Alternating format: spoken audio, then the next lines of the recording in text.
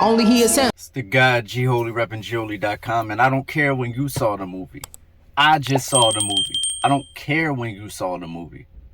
I didn't know this movie was out for a month and a half. How am I supposed to know? I don't know.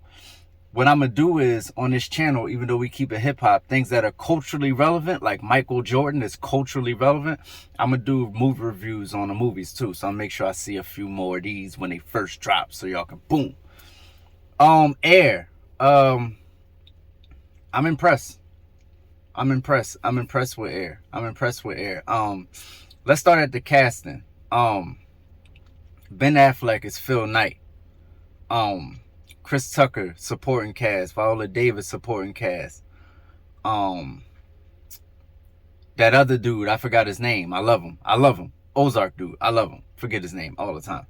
And Matt Damon as the lead. You know what I mean? The guy that actually brought Mike in. I don't know his name in real life. But I think the casting was perfect. The one thing that I think could have worked better, even though I like Matt Damon and Ben Affleck together is always just magic. The one thing that could have made it better, but listen, walk with me, is two people that could have possibly played Matt Damon's part a little different, and it would have kind of changed the tone, not the tone, maybe a little bit of the texture of the film and how you saw the lead character. Think about this. Two people who could have played dude besides Matt Damon. One, Mark Wahlberg. Think about it. Just think about it. Does he do a better job? Probably not. But does he do a different job? Yes. It would have been a little more pop to the character if it was Mark Wahlberg. Number two, Adam Sandler. As a matter of fact, no. Think about this. This is go in the world of scenario, because I just thought about somebody else. It wasn't even, Adam Sandler wasn't even my second choice, but think about if Adam Sandler played that dude. Probably would have been a little too goofy. I'm not going to lie. He would have probably had to turn on serious Adam Sandler. Scratch Adam Sandler. Mark Wahlberg, and who else was I just thinking about? It was somebody else that I felt like could have played that part. It was my main person. I just forgot. Hold up. Mark Wahlberg, and let's come back to that. So I think Ben Affleck was the perfect Phil Knight. I like how they tried to give him like the Phil Knight look. I think he pulled it off. I think that's the Phil Knight attitude from what we know of Phil Knight. And I think they was very accurate and factual in the way they went about things. You know how I know that a lot of that stuff was true? Because a lot of it was unnecessary. Like, if I had one knock on the film, it would have been that when they tried to give us the information, it was just too obvious. Like, you're obviously giving us this information to be factual about but you're not putting it in like a cool way. You get what I'm saying? Like, all the Easter eggs wasn't even Easter eggs. They was just right there. You know what I'm saying? Easter egg, like, it's supposed to be hidden. These was like frontline Easter eggs. You get what I'm saying? So it was just too obvious. And I think they did a little bit too much of the, foreshadowing. Like, everybody couldn't have known Michael Jordan was gonna be Michael Jordan. Just like dude said at the end on the whatchamacallit, when he was at the gas station and he was getting a newspaper or whatever store that was. And he was like, everybody knew. That's exactly how I felt when I was watching the movie. I'm like, how does everybody know Michael Jordan is about to be Michael Jordan? He got drafted third. It's not like he wasn't fired, but nobody could have guessed he would have been Michael Jordan. Like, not that many people. You get what I'm saying? The way this dude looked at Mike and believed in Mike, I believe he may have had some conviction. But I don't know if it was on that level. And I know it's drama. I know it's supposed to be dramatized. But it was a little bit too much on the, we know who he is. Viola Davis, I know who my son is. My son is the Oracle. There's a little bit too much on we know Michael is going to be Michael. Because like he said, he could have blew his knee out over. We don't know nothing. You get what I'm saying? It's basketball. But at the same time, when you know, you know. You know what I mean? Because Dame knew Jay-Z was going to be Jay-Z. Nobody else knew in the world. So if it's one person I believe knew who he was, is his mom.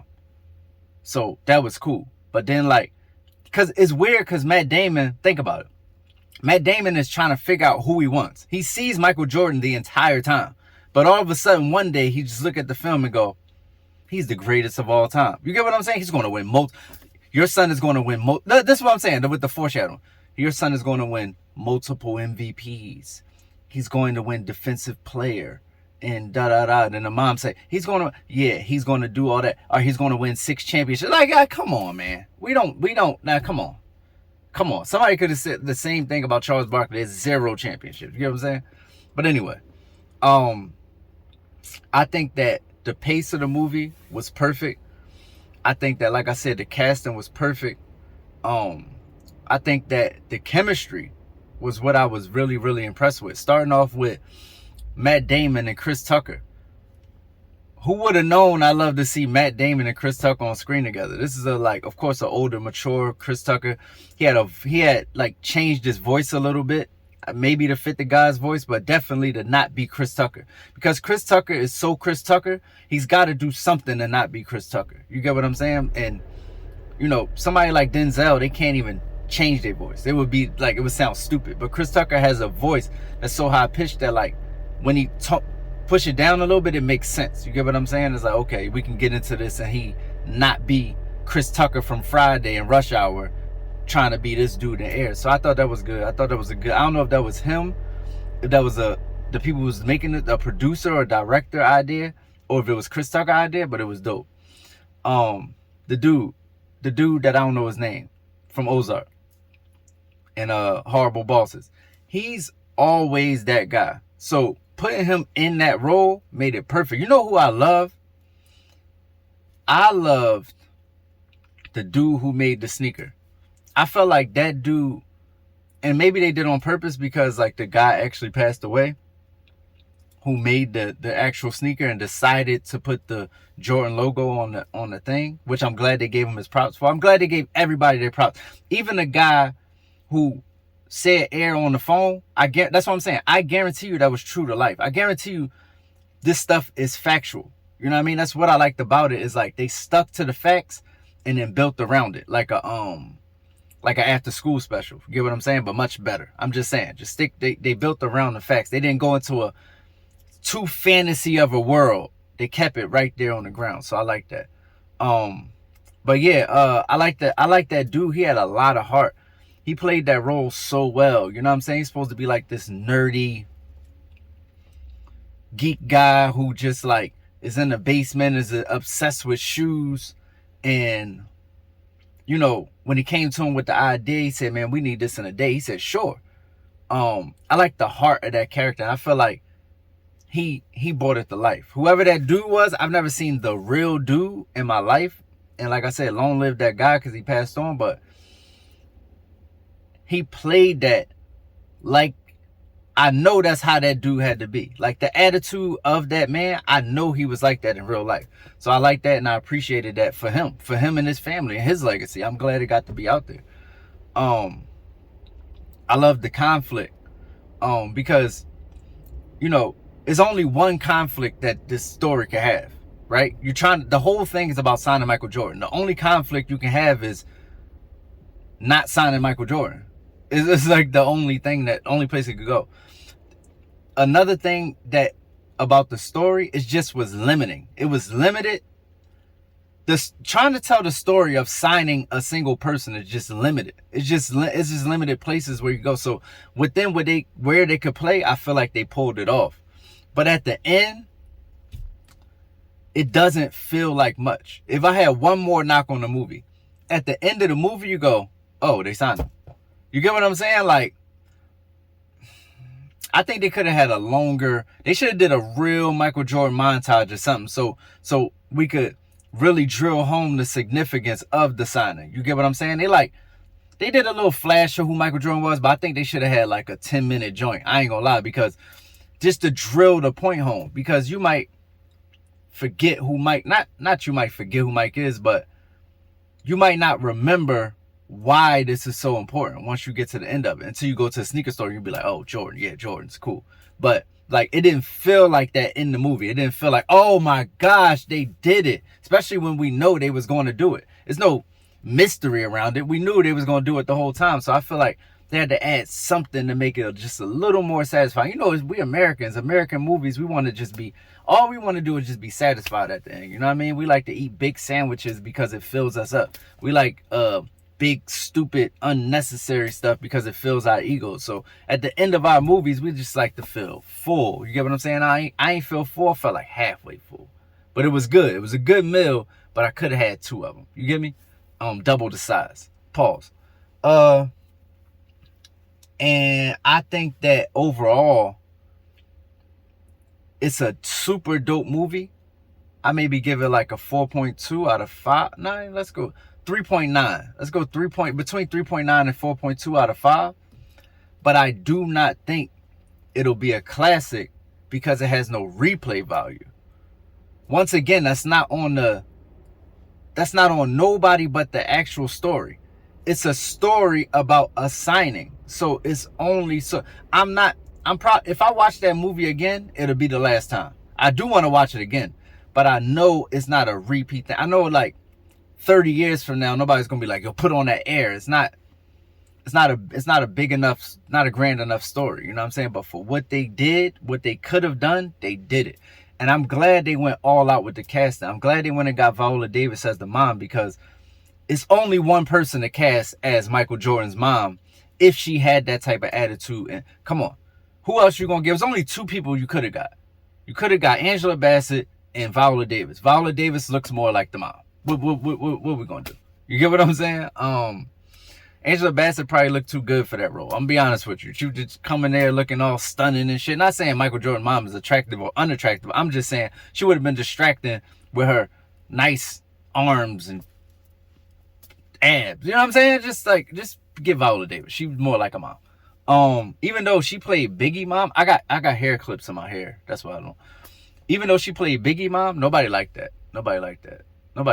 She can play a mom, just not that mom. Not that mom. Let's let Viola do that. Anyway, I think the dad did a great job. I think they did a great job of making The Office the war zone. You get what I'm saying? I think they did a good job making The Office that. Don't you know how you watching a whatchamacallit movie, like a like one of the movies, like an end of the world movie, but like from the perspective of the government or like the army or something. They always go to the war room, and like in the futuristic movies, they pulling up stuff. They did a good job of making The Office the war room. You know what I'm saying? And then the way the news was, you know, he let the guy come in and see that, and he everything that everybody put their soul on the line for was, you know what I'm saying? When it finally came to, they had a big celebration. That was the most satisfying thing. But seeing Michael Jordan just walk away with the shoe deal was like, okay, good for him.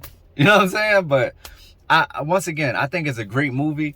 Limited replay value. I loved all the actors in it. I couldn't imagine. If you would have told me they would have had this much chemistry on screen, the Chris Tucker, the core 4, and then you add Viola Davis, it's like, wait, I said the core 4 is Ben Affleck, Matt Damon, the dude I don't know his name that I love,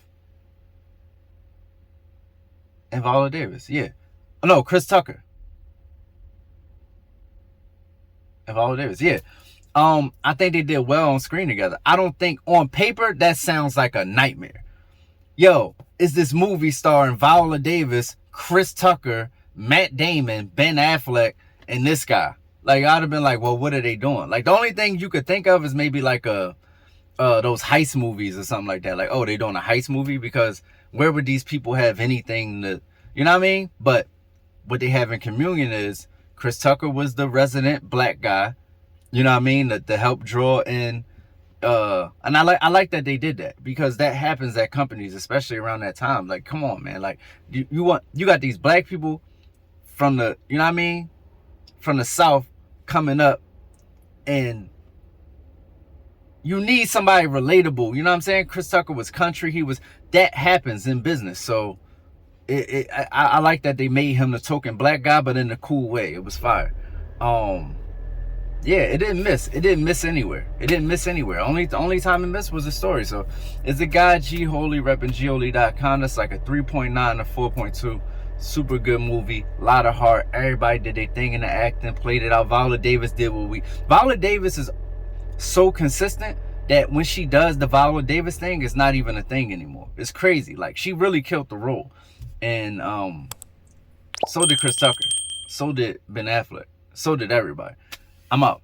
Yeah, and self-esteem is at an all-time low. The people feel without the filters, they ain't got that glow. And everybody think everybody doing better than them, but they fake when it's time to define better again. I push product, the soul is not for purchase. Learn the difference between priceless and worthless. Listen to how I paint pictures. Them shits ain't vivid for nothing. You can't get it, you frontin', you ain't lived it.